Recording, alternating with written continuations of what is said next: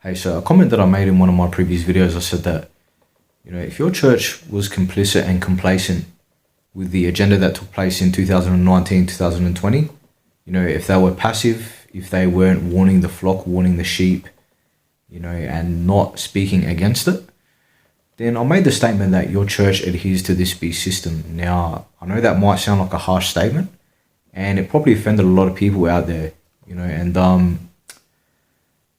the intention from that statement wasn't to offend, it wasn't to upset people, only to plant the seed and help you realize the more sinister and nefarious agenda behind, what is taking place in the earth right now.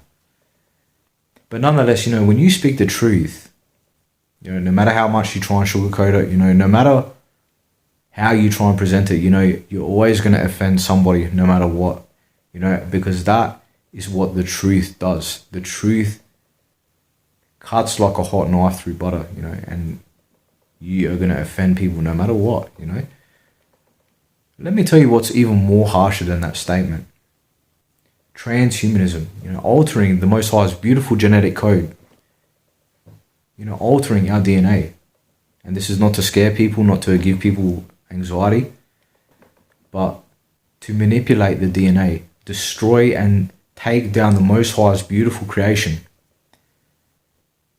And not only that, but to perpetrate a genocide.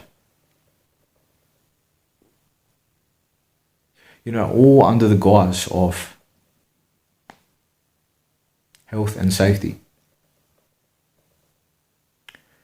You see, that's a lot more harsh than that statement right there. If you look at all of these denominations, what's one thing that what's a common denominator, that all of these denominations all have in common? Well, if we rewind back to 2019, 2020, we can see that they all have one thing in common. So let me say that, and let me say that again.